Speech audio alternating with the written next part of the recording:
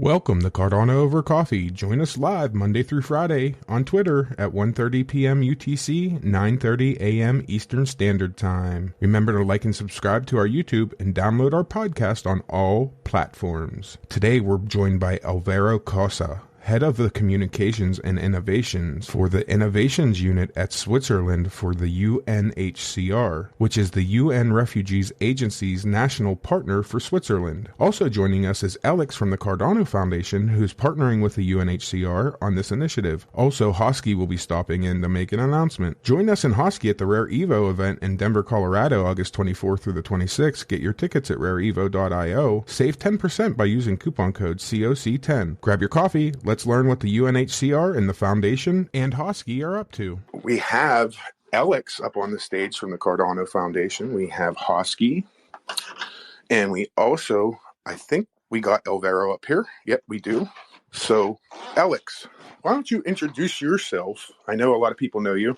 But please tell me who you are, how you got to the Cardano Foundation. And then we'll talk to Alvaro a little bit about how he got to where he is. Sure. Hey, everybody. Thanks for having us on. So my name's Alex Maza. I work at the Cardano Foundation and typically focus on projects and partnerships that relate to sustainability. So impact, sustainable development goals, and all that kind of stuff. And how I got into blockchain and the Cardano ecosystem, I need to kind of backtrack a little bit. So I'm French. I grew up in South Africa and I was there up until 2020. I studied there, and then I started working for the Swiss government in their innovation services in South Africa. So I was doing a lot of stuff with startups and partnership development for Swiss startups in South Africa and South African startups in Switzerland. So I'd hook them up with research partnerships, investment partnerships, clients, et cetera, over a number of weeks. And I used to build relationships between academic institutions in both countries. And then in 2019, blockchain became a very strong portion of Switzerland's public diplomacy, positioning itself as Crypto Valley, as blockchain nation.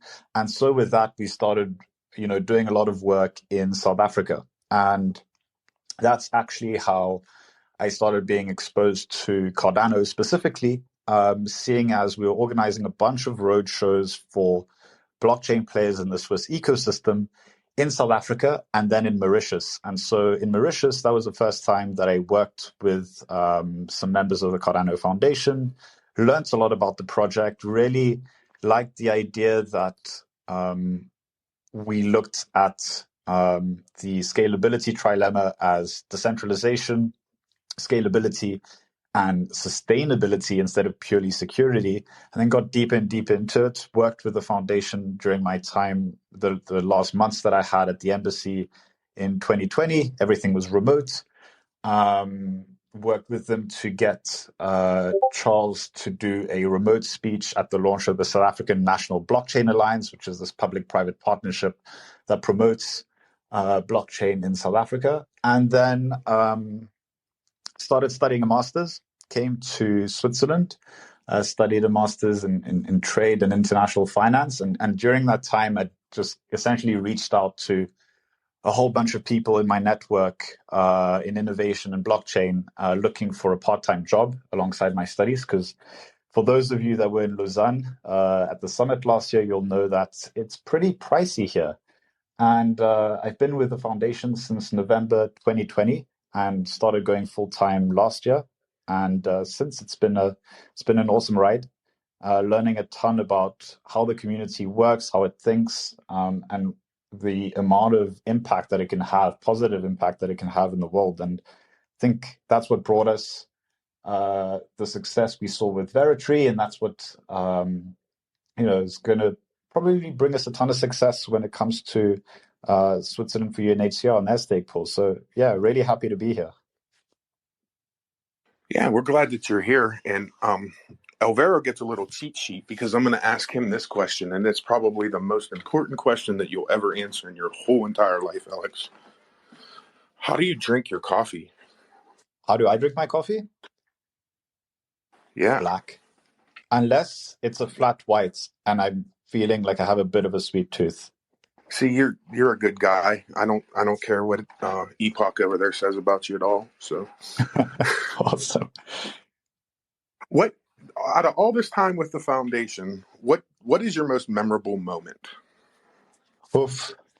There are a ton. There are a ton with people, at the foundation. Like I remember vividly seeing Fred show us his kind of first bash at a whiteboard for our strategy, and seeing as to how it progressed to the point of where it's at right now with 3 pillars of adoption, education, and operational resilience. I think being at the Cardano Summit last year was really, really epic, because when I started with the foundation, it was purely online. It took a while before I actually physically met my colleagues. And then seeing how big the foundation was at the summit last year was super epic. And on top of that, seeing the whole community that was there as well, people from all over the world. I think the summit was probably my best memory so far, because here to make a ton more. Absolutely. I wish I would have been able to make it there, but unfortunately, sometimes real life gets in the way of my crypto life. So thanks for stopping, and we're gonna get to know Alvaro a little bit, and we're gonna talk about the UNHCR Switzerland and what those guys are working with the foundation specifically on doing. Alvaro, how are you doing today, sir? Hi, it's great to be here. Thanks for having me here. Thanks for being here. I really appreciate you taking time out of probably a busy schedule, I would imagine. So thank you very much. Can you tell us a little bit about who you are and maybe how you got to the position that you are? You're the head of innovation with Switzerland of UNHCR, if I'm not mistaken. That's correct. So I'm head of innovation for Switzerland for UNHCR. And what is Switzerland for UNHCR? You heard about the UNHCR, which is the UN Refugee Agency. So we have a mandate given by the General Assembly to protect the rights of and support refugees around the world. So unfortunately, we reached a record number this year with more than 103 million people forcibly displaced because of persecution or human rights violation or war. And so Switzerland for UNHCR is, let's say, the Swiss branch of the organization, but we are also set up as a foundation. That means that we have a little bit more room to explore some areas that are not yet, let's say, adopted by the UN or UNHCR more specifically.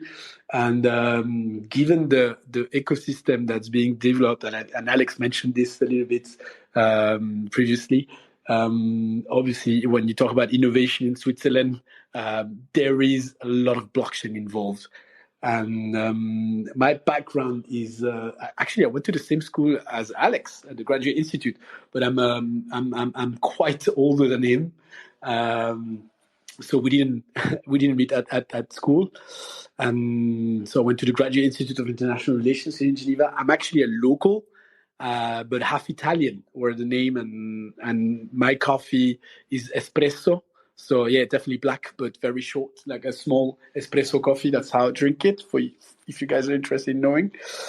And so little by little, I moved into the advertising scene. I was a copywriter for big agencies in a few locations around the world, and created my startup.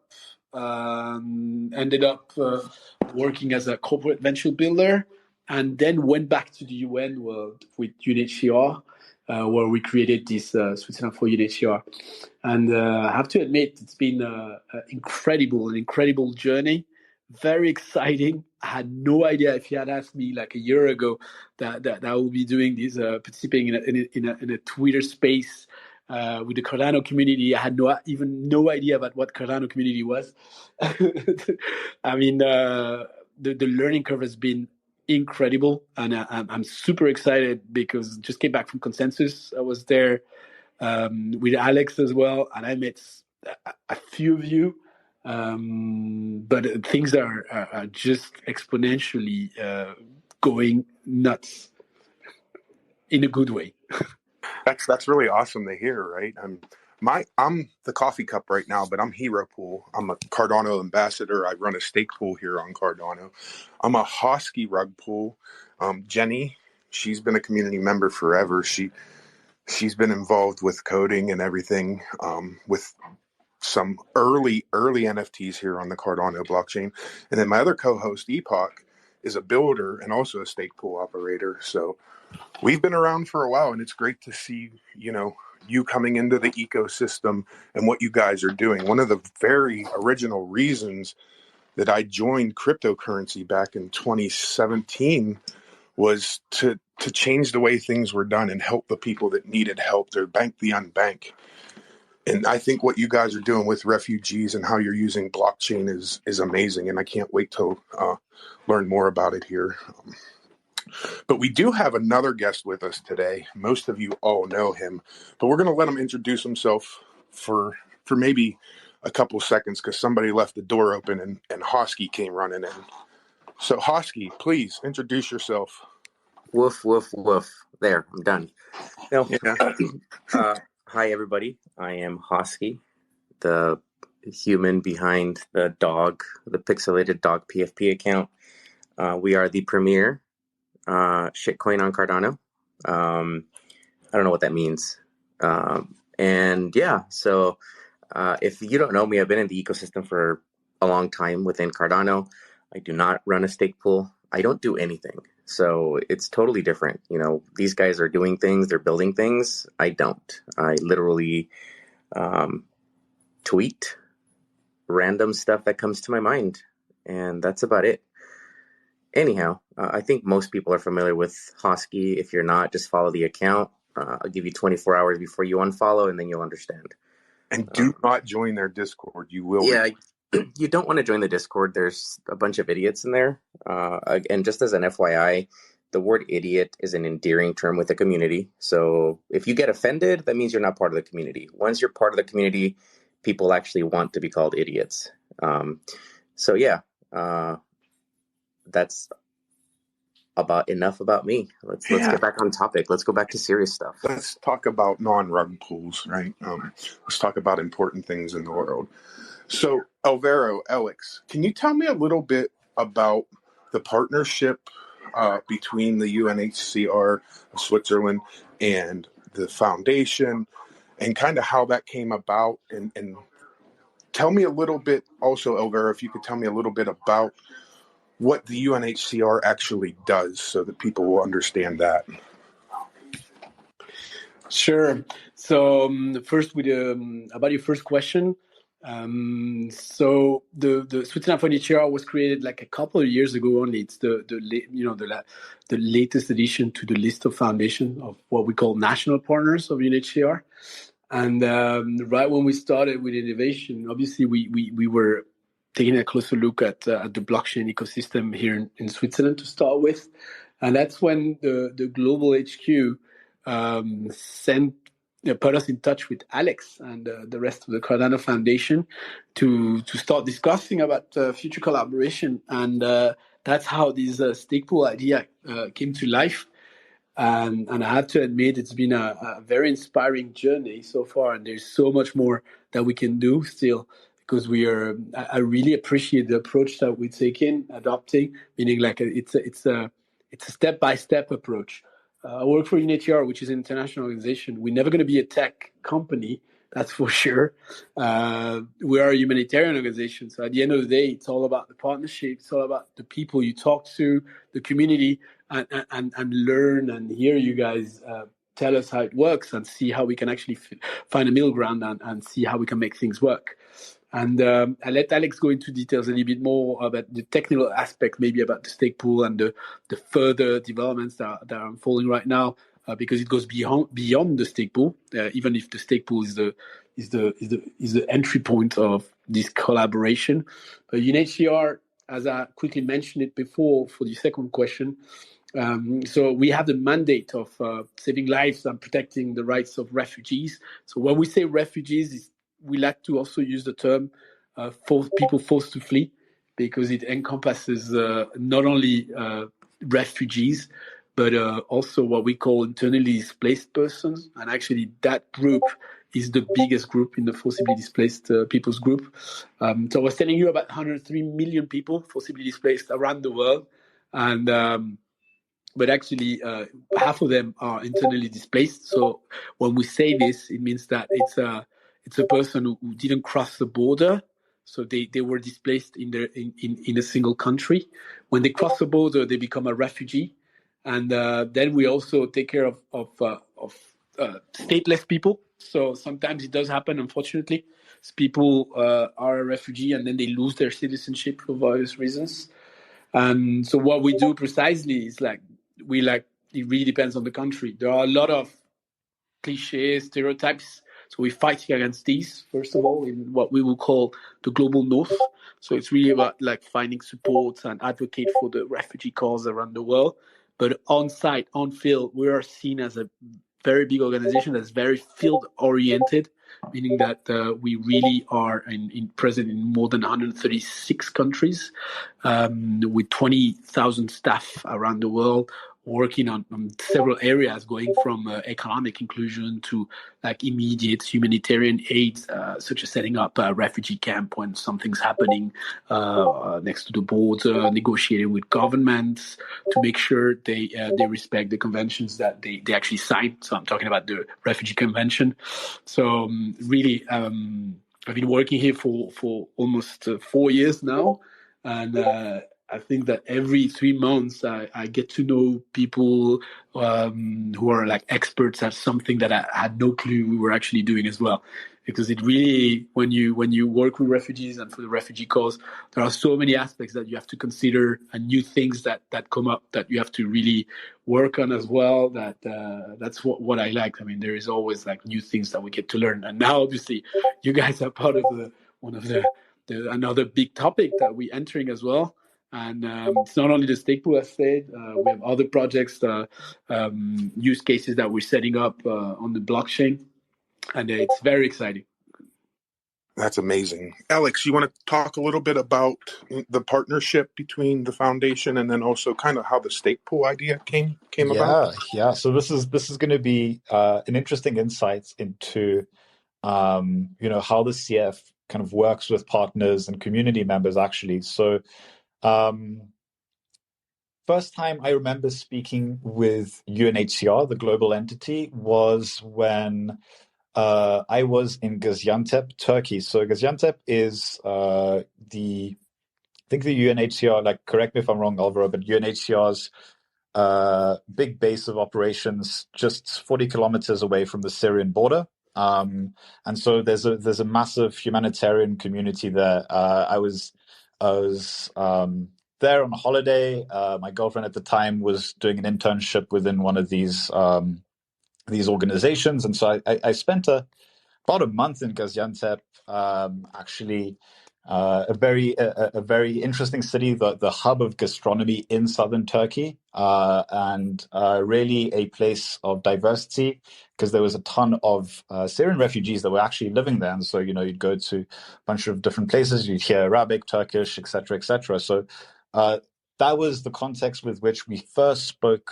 I first remember speaking to UNHCR, and they were looking for guidance around in 2021 around how do we work with blockchain, what kind of infrastructure do we need, where do we get started, can you just help us out? Because we had some members of the private sector partnerships team that reached out to us, and they were kind of blockchain advocates within UNHCR, trying to understand the technology, the landscape, and speaking to a bunch of different blockchains. And so that was the context where I think the relationship started. At least that's where it started for me.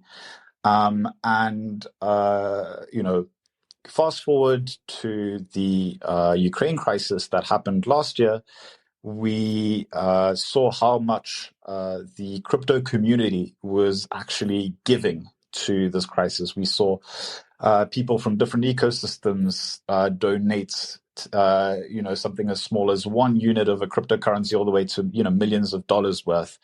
And UNHCR recognized that during the appeal for funds for the Ukraine crisis, and so they reached out to us and said, "Hey, like Cardano Foundation, can you donate to this cause?" And of course, we wanted to help people that are in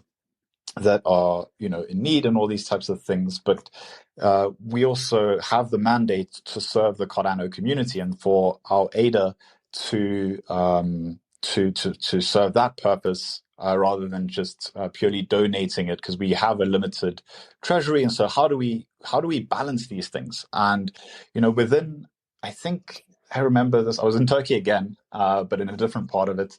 I remember maybe 10, 15, 20 people from the CF kind of got into a Slack channel. This was shared and people started brainstorming, okay, how can we do this? And that would still fit within our mandate, support the Cardano community, support adoption, but also do good. And this idea of a stake pool and then the CF delegating to that stake pool, but still maintaining that ADA balance on its books, because that's the beauty of the non-custodial staking protocol that Cardano has, was something that came up. And so we proposed this to UNHCR Global, and iterated a couple of options with them. And then, both of us realized that it would be a little bit too complicated to set up this structure with UNHCR Global, who then referred us to Switzerland for UNHCR, as Alvaro mentioned, who are a little bit more flexible, being a Swiss foundation, and the fact that they were in Switzerland and that the regulatory environment here is really productive for blockchain technology meant that we can actually engage in that conversation and move the project forward. And so I think from, let's say, April all the way through to later in the year, we worked with them. We took the time to kind of share information about Cardano, about staking. They took the time to share information about what their focuses are, what their pain points are. And eventually we arrived at a point where they were comfortable with setting up a stake pool and running it through a service provider, so Taurus, that's based here in Geneva, given that they wanted to make sure that the stake pool itself was secure and that it wouldn't, require too much technical knowledge from their end. And so that's why they used the service provider. And then we announced this at the Cardano Summit. We had a really cool workshop on day 2 where a good chunk of the Cardano community came through and met UNHCR, and UNHCR met our community for the first time. And in January of this year, when we were in Davos at the World Economic Forum, at least on the sidelines of it, we then announced, the launch of the stake pool and the delegation from CF. And since then, it's been a real whirlwind of really cool activities, some of which we'll probably touch on in a minute. And we've already had, some great projects happening with Turf and Endmaker. Shout out to them. And now we're here. And we've got a ton more of really, really exciting stuff to look forward to for the rest of the year. Yeah, that's really cool to hear kind of how the process went, because I know a lot of people don't get to hear that story of how it started with the foundation and how it kind of came about. So it gives a little insight to everybody on how that process works. So I think there's a lot of unique opportunities in the blockchain community for things just like this. Can we talk about a little bit about those opportunities and how the stake pool can support the relief operations that the UNHCR is working on? All right. Yes. So when we set up the stake pool, obviously we had everything to learn, and Alex and the CF team have been an incredible source of support to us, to really taking the time to explain to us how things work for like non-blockchain experts. So and one of the key things for us was to understand and explore how this could become not only a an alternative source of fundraising for our operations, but also something that will also fuel future initiatives involving blockchain and explore ways that we could create new use cases and using blockchain for humanitarian purposes. The way we set up the stake pool finally is I think a very interesting one for a simple reason is everyone sees TV and reads on web what is happening in Ukraine and what happened in Syria. Alex mentioned Gaziantep, obviously. So you have a lot of conflicts that are being mediated, very present in the press, in the media, and then you have a lot of forgotten crises, those we call protracted crises. And unfortunately, it's very difficult for us to get funding for these because they all create what we call an earmarking. When they donate, a lot of time, often we get like, okay, I'm making this donation for your operation in Ukraine or for education in Syria, but a lot of conflicts are pretty much forgotten. I can provide you one of the crises, for example, in DRC. Unfortunately, we often hear like, oh, not again, Congo. You know, they're always in trouble. They're never going to get out of it. So we're fighting not only against this cliche, the stereotypes, but also we're trying to find ways to sustainably and durably find sources of funding to actually support those crises over there. And we immediately thought that this stake pool would be a wonderful opportunity to actually unearmark fund, to bring unearmarked funds that will allow us to really engage in those areas and immediately fund and bring those funds wherever they're the most needed. And that's for 80% of the rewards are being used this way. And then I was mentioning the really exploring ways to create more use cases and how we could use blockchain in the aid sector. And it's for the remaining 20%. We have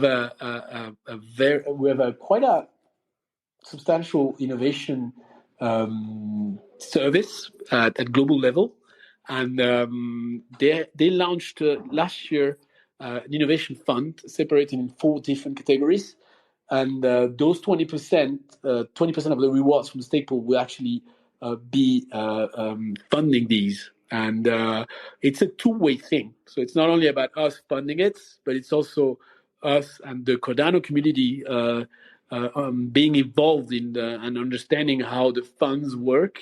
So in the 4 funds, for example, you have a fund focusing on data innovation, but also on refugee-led innovations. So in the end, the objective, the longer term, will be for the community and via the stake pool to participate and see how projects are being brought up, proposed, and how we can find ways to help them not only by funding, but also by expertise.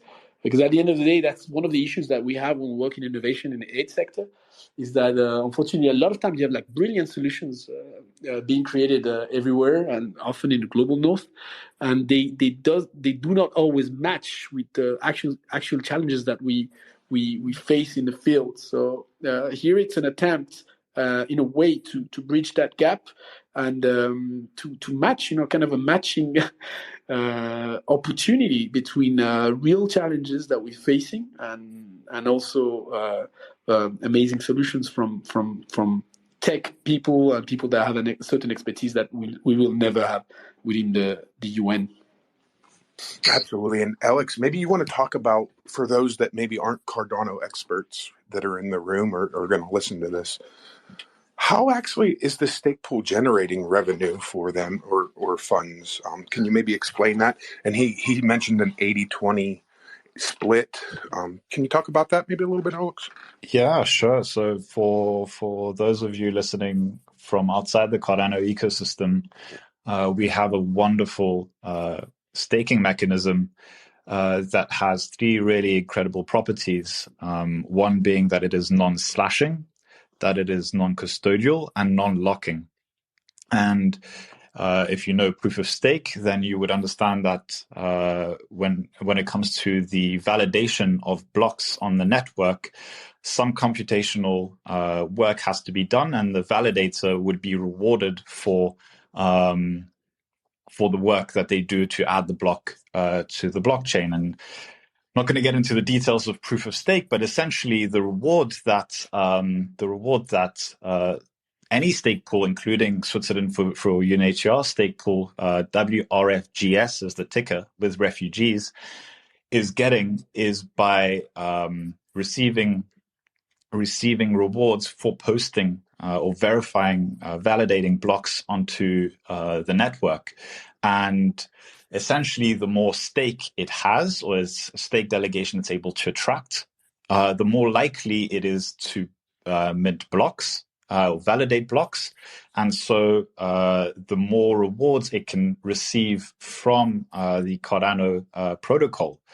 And that split in terms of 80-20 is something that is arbitrary, that UNHCR decided fit its objectives best.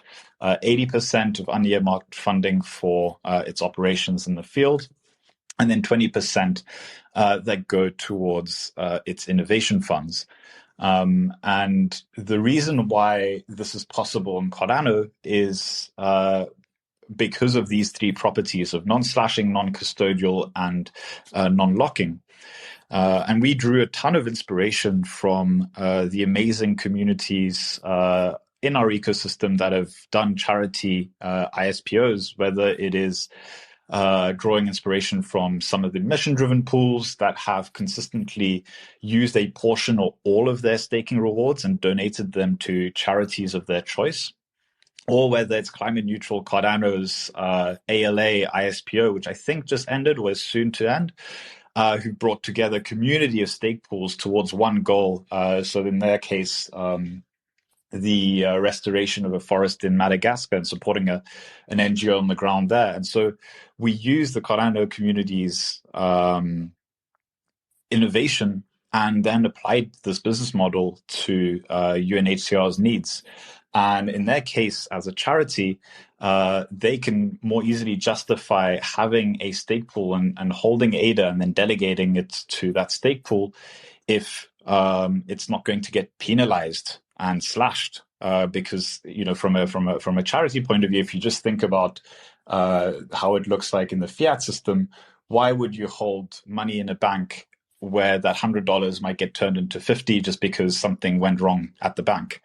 And so this non-slashing aspect is really important. And also the non-locking, non-custodial adds an extra layer, I think, of security and comfort on their end. Absolutely. I want to talk about how delegators of Cardano, owners of Cardano, can help with this project, the UNHCR. Obviously, if you're in the ecosystem, you know to delegate. But what other things are there that maybe the community can help with, and or projects that are out there that are looking to get involved?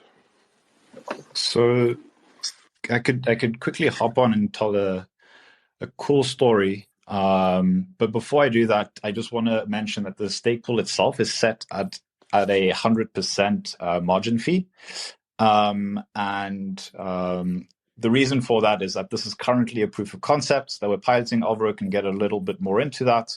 And essentially, the dilemma that delegators may have is that either they delegate and choose to give the rewards to UNHCR, or they delegate somewhere else if they're looking for a staking reward. But we may have a surprise in the room about how that could also be mitigated. But I won't spoil that. I'll just mention the story, which is also interesting, about how projects can work with the CF.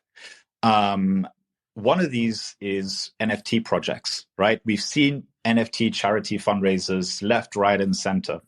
But how can these be used in line with what CF works on and in line with what its partners work on? And the story I want to tell is about Turf NFT. Now, around the same time, UNHCR reached out to us. Ralph, Harm, if you're listening, I hope I can tell the story. But essentially, Turf NFT reached out to us in the DMs, and they saw, what was happening in Ukraine, and they really wanted to help. And so they sent us a proposal, a couple of options about how, they could create a special turf, sell it, and that the revenue from that would be donated to Save the Children in Ukraine, given that we'd been working with Save the Children in Africa at some point, and maybe they thought the connection could be made to Ukraine.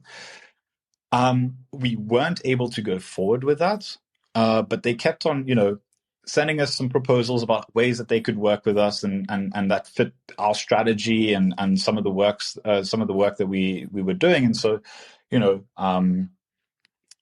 then came the summit, and I think you all got your turf NFT of your summit location and things like that. Because again, they came forward with some ideas and some proposals, very concrete proposals of, hey, we're turf NFT, and this is how we fit X initiative or project that you're running as the CF. And actually, a year after we initially had contact with them, and they were very thorough in their follow-ups, then they did this collection with UNHCR and NMaker at Paris Blockchain Week, as well as at Consensus. And so that is, again, another way for the community to understand how to engage the Cardano Foundation and projects in order to collaborate together. How about you, Alvaro? How do you see the community being able to assist you in this journey? Exactly. So I just shared with you the link to the collections that we did with Turf and powered by NMaker. And they are pinned for anybody interested. There's a bunch of pinned stuff up top, a bunch of information that my co-hosts went ahead and pinned, and that mint is still live and is pinned up top. Exactly. Yeah, that's great. Exactly. Indeed. I think it's still up for a couple of days, still open. And I think it's exactly this. That's what I love about this partnership and this collaboration, because it's really about listening and exploring ways together, and have probably no idea about what we're going to do in 3 months from now.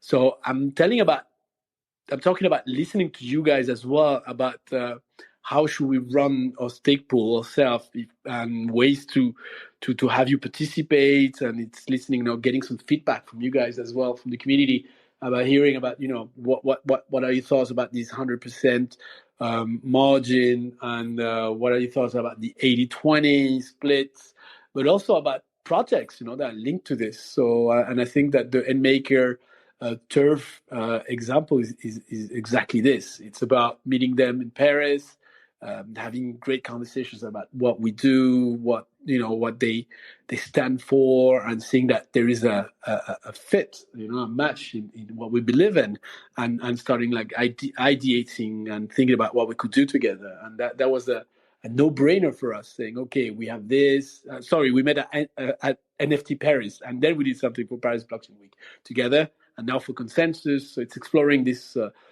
new and alternative ways for us on how to support our cause. And I know that out there, we've received a lot of support from a lot of people from the community, from outside of the community, and we still have like a lot of things that we could do together, and I'm really excited about this. Absolutely. I see a bright future ahead for this partnership. Alex, go ahead, and then we got we're going to take just a couple minute break just to stretch. So if you just want to finish your thought, and then we're going to move on. I think we have an announcement to make.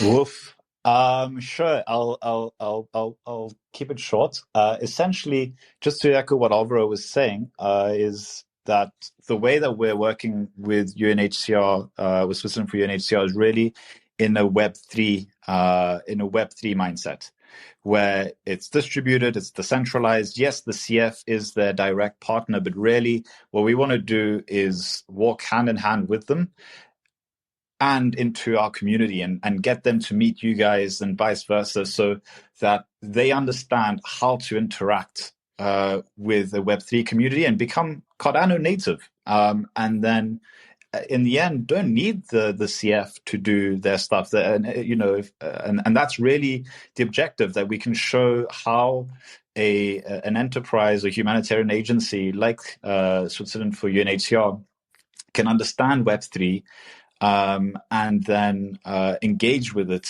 in the way that creates the most value for their community and our community. And essentially, at this point in time, Switzerland for UNHCR as an SPO, as a holder of ADA, is part of the Cardano community, which is pretty awesome. It absolutely is. I agree 100%. Are we letting people up? Just a quick question. Well, we have an announcement to make, and then once we get through that announcement, community questions can come up after that. Sounds good. So let's get through the announcement first. Alex, I think you want to be the head of this? I think I let a dog in here for some reason, and I don't know why. I have no idea. I think the dog knows best. Alrighty, so the dog, like Alex quoted earlier, dog's out the bag. Unfortunately, the tweet that I pinned, the link was broken, so I had to repost the actual link to the announcement underneath. So if you can pin that, somebody who's up there. So yeah, in this case, Cardano Foundation and the UNHCR has, approached us, and we believe that we can help out with a 100% margin pool. Since people are willing to get their ADA rugged for a good cause, we're going to go ahead and add them as part of the rug pools. One of the rug pools is actually willingly stepping down. So this actually worked out very well.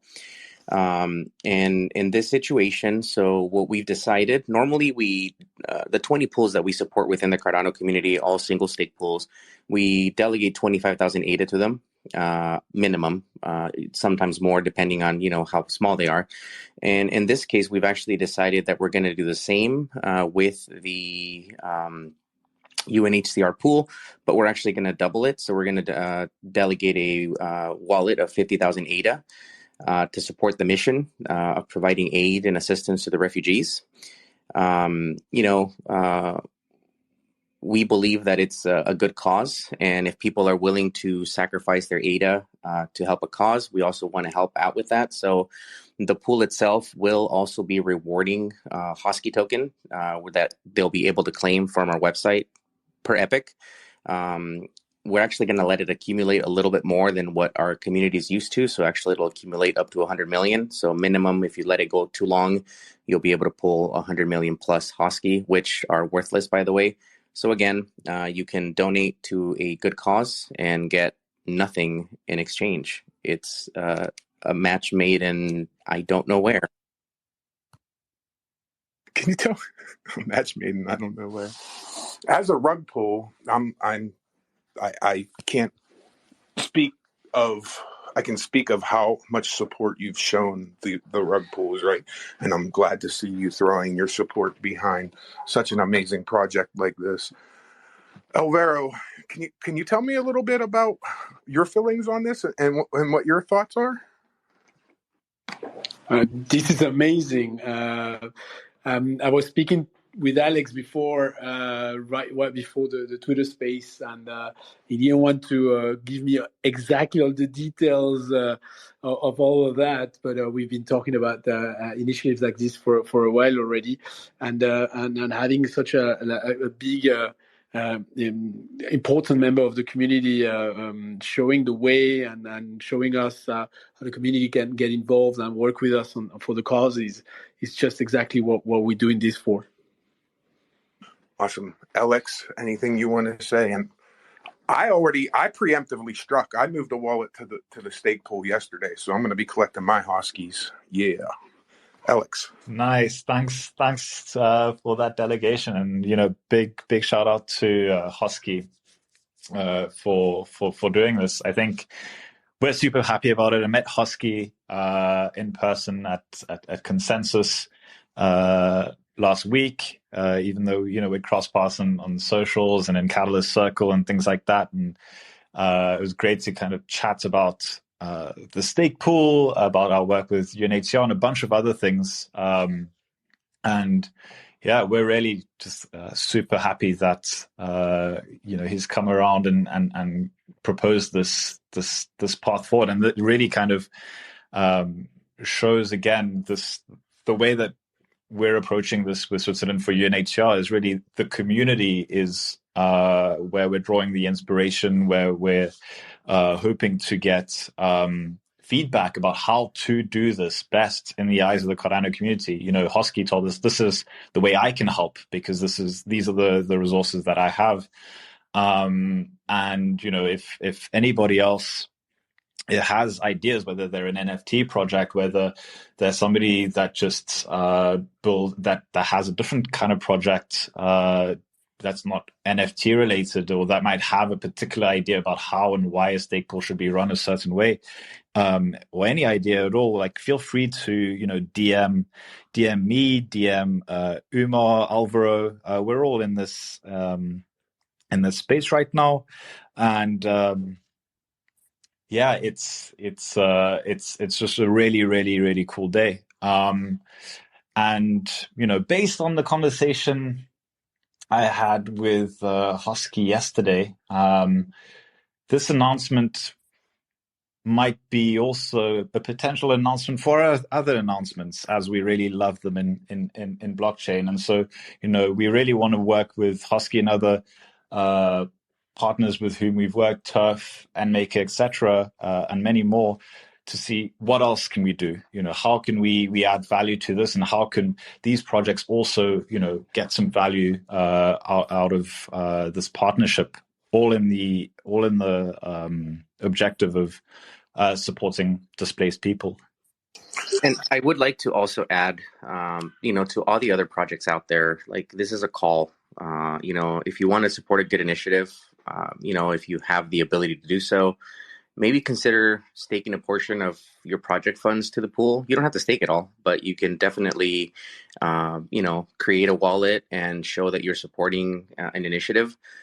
We hear a lot about us as a community wanting Cardano Foundation, IOG, Charles, whoever it is, to do more for the community. And I think that this is an opportunity for us as a community to show everybody else that we are doing something, that we are participating in an initiative that is here to hopefully shed some light on Cardano and help people as we do so. So I would hope to see other projects put their ADA where their mouth is and support this initiative. Thanks, Hosky, Alex. Alvaro, one suggestion that I have as a stake pool, right, is when I look at that 100% pool, is I see this glaring zero at pledge. And after we get through this, we'll take some community questions. So if you have any questions, please come up, raise your hand, and we'll call on you. One of the things I noticed is the zero pledge, and I totally get it, being that it's a nonprofit and to lock funds. However, I would like to make an offer of donating 1,000 ADA that goes directly to that pledge from Hero Pool to be set as pledge. We can talk offline after that. If you want, we'll touch base. No, exactly, and that's actually one of the path that we're now considering as well. And as I was saying, we're learning a lot, so everything won't be. It's a living project, something that's not going to be, you know, like that's going to be moving, and it's going to be like being modified along that as we receive your feedback. And now we're considering indeed creating what we call an earmarking, meaning that normally when we talk about earmarking in the humanitarian sector in fundraising, it's about receiving funds that are allocated to a specific area, like whether a geographic area or a theme, for example, education or what we call WASH. And in this case, we realized that the native pledge will be a great way for us to start like creating some donations and allowing people to make a donation, and maybe not like delegates, but making a donation that will be earmarked on that fund on that stake pool as a pledge. And that's a new way, not a new way, but let's say something that we are considering now and that we will further explore in the coming weeks. But I'm definitely up to take this offline afterwards with you, because I'm here for this. Absolutely, and we can definitely touch base for sure. Regardless if it takes a while for you to set up the earmarks to be able to do that legally, I'll wait. But there is 1,000 ADA that I will donate, and the reason that I'm doing that is because of the support that I've received from the Cardano Foundation and Hosky Token. Without them, Hero Pool probably wouldn't be where it is. So I gladly support you guys and help you move along. We're going to get into a little bit of community questions here. Blockjock's going to go first. For those of you who have never been on the show, Blockjock's a co-host, but he has a word count because he tends to ask really long questions. So let's see how this goes. Well, it's not really a question. So I am interested also, Brian, our hero, and I will include 500 ADA into that 1,000 ADA pledge that you've thrown in. So please let me know as soon as you're ready for that, and I will send that over as well. The other side of that is that I also will be getting involved in the stake pool. And just one other thing, being in San Diego and experiencing the refugee crisis firsthand and watching people on a regular basis go out to the border fence and hand people water and food and all those things from our side as individuals is an inspiring thing. And it's something that I run a vetting business, and I'm actually going to go down there and do that myself. And it's extraordinarily important that we address this situation and try and do something about it. And blockchain, for me, has given me the ability to make direct impact. And that's one of the reasons I absolutely love this product. So thank you. And then Hosky, last thing, Hosky, you're at the precipice of being looked at as a good dog. And I'm just hoping we don't diminish the dictatorship type thing that you got going on within your community. So that's all I got. Thanks, guys. Thanks, Blockjock, and I'll touch base with you on that 500 ADA. Don't you owe me some ADA too? I don't know. Maybe not. No, I think you owe me ADA right now. Miggy, please, you had your hand up first. Hey, what's going on? Yeah, like the sound of this initiative. Sounds really cool. Good to see that the rug pools are staying alive in a new capacity, helping out some refugees. I think that's a really cool aspect. But I'm wondering if this UN partnership and working with Cardano, is the UN also, and I don't know, this might be something you guys already have announced or spoken about, is the UN going to be using Cardano for any other aspect, like for transparency in donations and people who make donations being able to look back at those and see what impact they've made and where exactly they went to, or is it not got to that extent yet? Is that something you guys are going to explore? Just wondering on that side of things. Oh, thank you. That's a very good question. And actually, the stake pool, as mentioned previously, is probably the first step. But we are very eager to explore other paths, other use cases and application that could improve the way we work and improve the way we support people. And I'll let afterwards Alex as well mention some developments that that the Cardano Foundation is leading and collaborating with the wider innovation service, so more the on-field innovation service, but also for the fundraising and the transparency question as well. And the technology exists, and it's something that will be very interesting for us. Yet, I believe that it needs to be coupled to a bit of a shift and see how this will be set up all along the organization, like all from all the way to how we track the funds, and also in a way that today when we report about how we spend the funds, there is a certain way. So it's not only about having the availability of the technology there, but also the way we work and how we report back to donors that will need to go through a change. So but it's definitely a path that we're also investigating. Yeah, I think it's definitely cool way to go about it, because stake pool charities is kind of a thing that's been done in the past to some extent, maybe not with 100% pools, but potentially that has been done as well. But so you can use a lot of these models and the way other people have done it and apply to what you guys are doing to some extent. And then, of course, to the wider business, that would be amazing, by starting as a stake pool and doing that kind of feedback in terms of what the donations are going for each epoch, how things are spent. I think that type of transparency is what people in the crypto space are really hungry for. And if you can provide that, you're going to attract a lot of stakes. I'll be one of those people. If you can provide that, I'll definitely move over from, one of my ISPOs or something. So yeah, I'm looking forward to see those developments. Thank you. So I just want to add a little bit on that, and Miggy, that's a great question. Essentially, I think I could stand to be corrected, but I think this is the first time that a registered charity is actually running its own stake pool. So it has that direct closed loop between the stake pool and the charity that's receiving it. Could be wrong, but I think this is the first, which is already this big innovation from a charity and fundraising point of view.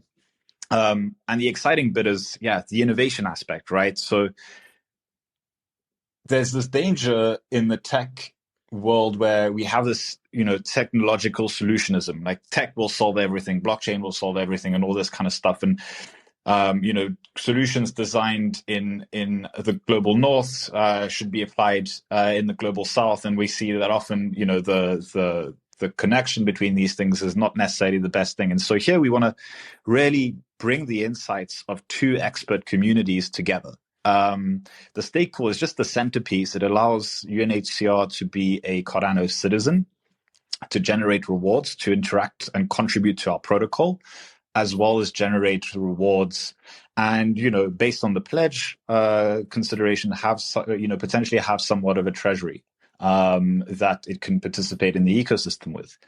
When it comes to innovation, Cardano's community knows everything about building on Cardano.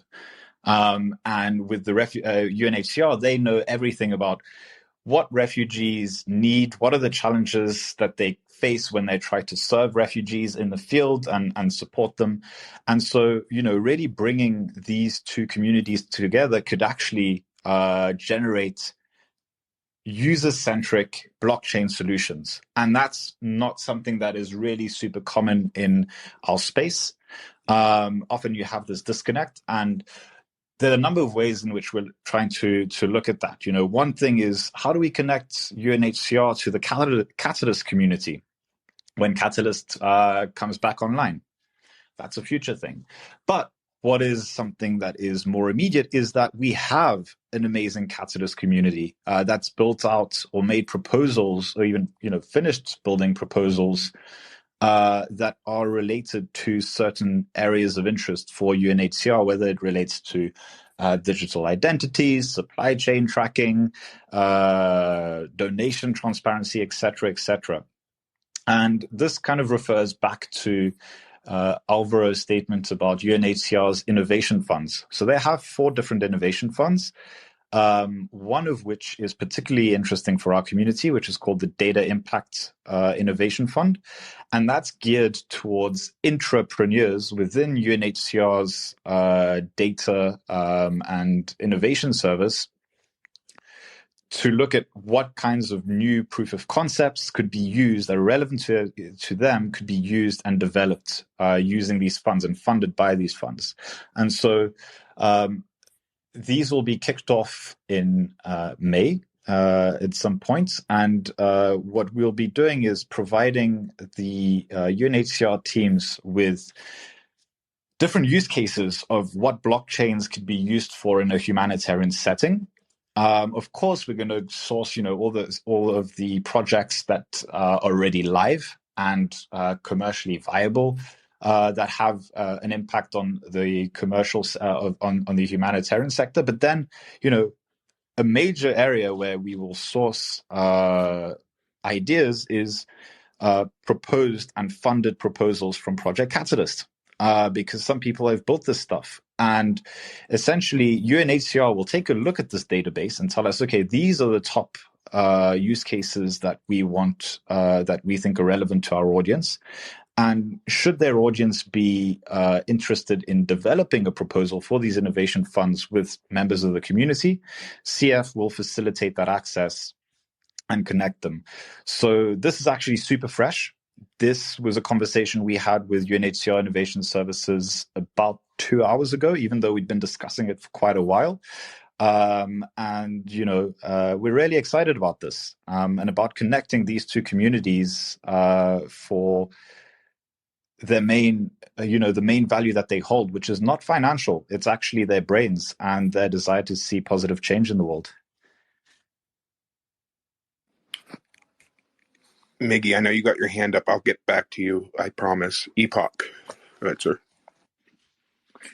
Yeah, thanks so much for the answers so far. I'm really curious just how, discussions, I guess how far discussions have reached with the broader UN community about this. Like, are folks aware of this kind of innovation and experimentation and just like, how is this being received kind of in your circles or by, other UN agencies? So if I understand correctly, thank you for the question, is about how we discuss these different use cases and the stakeholder in particular with other, wider UN innovation ecosystem. That's correct? Yeah, like if you've discussed it with other, agencies in the UN or how it was received. Just curious, if there's other experimentation with blockchain or if you guys are the pioneers, amongst the UN and maybe folks are eager to see how this plays out. But I'm just curious, what the reception of this has been. And maybe I'm too early in asking this, but just curious. Thank you for the question. No, indeed, it's very interesting what's happening because when we started the project, other organizations have been exploring ways on how to use blockchain for good, blockchain for humanitarian aid. Like I can think of the welfare program and the building blocks and UNICEF and the crypto funds. But as Alex said as well, I think we were the first one to actually operate our own stake pool. And use it as a starting point to explore how we could provide become an alternative for fundraising, but also a tool that will allow us to participate in the community. And that's why I believe that Cardano was a really good choice for us as a community, because beyond the blockchain, obviously we couldn't go into a proof of work for environmental reasons that you could think of. So we immediately said, okay, let's go and pick a chain as well that makes sense in terms of the way the validation process works, the proof of stake.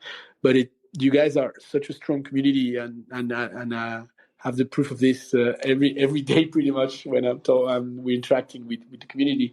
So the UN, the other agencies are really looking at this project closely. I know there have been talks going on, and we pretty much together with the CF, we're creating a playbook pretty much for other organizations to use, because at the end of the day is to find an alternative way for any not-for-profit, and I'm not talking only about the UN, but anyone to find a stable way to fund projects. And in this case, it's in our case precisely, we had this big gap that was directly linked to underfunded crisis or forgotten crisis. So we immediately thought about like, okay, that could actually be a solution for this challenge. But any other association, NGO, not-for-profit might have another problem that the stake pool could be the solution for. But we're still, as you said, it's very early stage. People are very curious about it. There is always this issue about holding crypto that is quite seen as a reputational risk, because as you know, people from non-crypto natives immediately, as you talk about crypto, as you talk about blockchain, they immediately think about FTX, they think about everything. So I believe that the role of education is super important.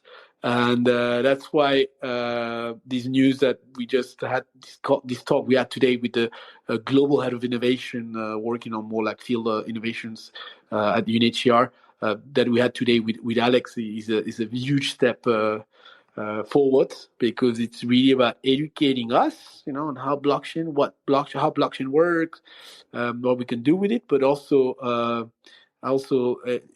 giving you a kind of an insider's view on what we're facing on the field, how we can help the cause and the refugees. So just before we move on, Alex, I just want to make sure that you and Alvaro still have some more time for a couple questions. I know we were supposed to end 6 minutes ago. Are you guys cool to stick around for a little bit longer? I have 10 more minutes. I have to jump into another call afterwards on another cool NFT project that you'll know about afterwards as well. just tell me when you got to leave, and we'll cut it off there. Ada Buck, you had your hand up for a while. Jenny tried to outrank you, but I'm going to let you go. Hey, thanks for bringing me up. I had a question in regards to not necessarily this case, because it's good to have a charity that's registered, has its own stake pool, but for other mission-driven pools, like I'm all for the concept and whatever, but is there a way to, is it verifiable? As opposed to, like, for example, I could make a stake pool tomorrow and say that, it's a mission base for ABCD. Like, how do you verify that that's actually legitimate? Well, I mean, that's kind of a conversation for maybe after our guest, right? I mean, they are the charity, so I don't think that really applies to them. But we can talk about charity pools and that after we get through his 10 minutes, because I don't want to spend it on that. Sure, Jenny, thanks. Jenny, go ahead. No, I just wanted to, I'm enjoying this conversation. Thank you so much for coming today. I just wanted to just put a reminder out there that there's still a mint happening. You can also help the UNHCR by minting a beautiful turf. I pinned it up at the top. Also give a follow to with Refugee Stake Pool. And, if you can, delegate a little bit to that pool. Just a little bit helps. And it's all pinned up at the top. So WRFGS is the ticker for the pool with Refugee Stake Pool. And also check out the turf minting. And I just wanted to put that out there. Thanks, Jenny. Miggy, I know you had your hand back up. Yeah, no, I was just gonna ask, like, if there was any other explorations. I mean, it's more of like an idea than a question, because I know this is still very early days. But things like World Mobile, I'm with Empower. These kind of more potentially longer term, but also could work in the short term if there's like a refugee crisis and you need telecommunications in a certain area. Setting up some World Mobile nodes there in the area that are like, it's just some satellite towers, very quick ones, and they provide this essential service for people. Is that something that could be explored in the future? Just thinking about other ideas in terms of the Cardano ecosystem has so many like projects that are kind of like, bank the unbanked and connect the unconnected, all of these ideas. I feel like people in a refugee situation might need these type of things, either short term or long term. So it'd be cool to have these integrations. Yeah, I don't know, just things I'm thinking about. Alex, I think maybe you want to. Yeah, just on the point of verifying stake pools, I think IMX is a pretty interesting solution for verified stake pools using their DIDS solution with NFTs and stuff like that. So I want to give them a shout out and suggest to look at these things, and maybe that's an additional layer of transparency that the Cardano community might appreciate. So could look into that. But yeah, for sure, this is something that belongs directly to this organization, Switzerland for UNHCR. So that covers that. And when it comes to innovations and projects like World Mobile and Empower that you mentioned, Miggy, and many others that are in the ecosystem, essentially that's going to be my job over the next week, is to kind of create a database of live projects that are out there in Cardano, live proposals, non-funded proposals, but nonetheless, put these together, and UNHCR, the experts, will review that database and see, these are relevant for humanitarian use cases. And so that's also, a way to validate these projects in comparison to the actual needs versus the perceived needs. And I think that's what we're trying to reduce as a gap. Just conscious of time, because I know Alvaro and I actually have to run into a really exciting meeting that we hope will bring some nice things to the Cardano NFT community, because we do love you guys at the CF, and definitely with Switzerland for UNHCR. But I just wanted to highlight that we're going to be not necessarily carrying on this conversation, but it may be deepening it at Let's Talk Cardano next week. I think next week, Wednesday or Thursday. I can't quite remember when, but that's available on the CF. It's next Thursday. Available on the CF Twitter, and it'll feature Switzerland for UNHCR, Turf NFT, NMaker, and two of our ambassadors that will come together and speak about these topics in a little bit more depth. And if you have any questions that you haven't gotten answered, or that you think of, or any ideas that you have in terms of how you could get involved in this project, DM me, DM Alvaro. We're here for it. So yeah, thanks a ton for having us. This was awesome. God bless your DMs right now. And we pinned up at the top the space for next week. Thank you so much. Definitely check it out and save it. Thank you guys for taking the time out. And also the Learn Cardano podcast, my buddy Pete just had a live interview with Alvaro. You can check that out on the Learn Cardano podcast if you even want to get more in depth. This will be posted to all major podcast platforms in probably about an hour or two, and then YouTube later on if you missed any of it and you want to catch up. Alvaro, thank you very much for your time, sir. I look forward to hopefully working here with you in the future on Cardano. Thank you, everyone, and thank you for having us here. And yes, let's continue working towards these amazing projects, and I hope a lot more to share soon. Excellent. Alex, thank you, sir. Thanks a ton. Take care, everybody. Bye-bye. Hosky, I would thank you, but you're always here, so. Thanks, Hero. I will thank you for always being here. Thank you, buddy. Thank you for listening to Cardano Over Coffee, and thanks to Alvaro Cosi, head of the Communications and Innovations Department for the Innovations Unit at Switzerland for the UNHCR, which is the UN Refugee Agency's national partner for Switzerland. Thanks to Alex from the Cardano Foundation and Hosky Token. Earn Hosky by staking to the refugees stake pool at stake pool ticker WRFGS. Again, stake pool ticker WRFGS. We hope to see you at Rare Evo at Denver, Colorado, August 24th through the 26th. Get your tickets now at rareevo.io. Save 10% by using coupon code COC10. Again, that's coupon code COC10.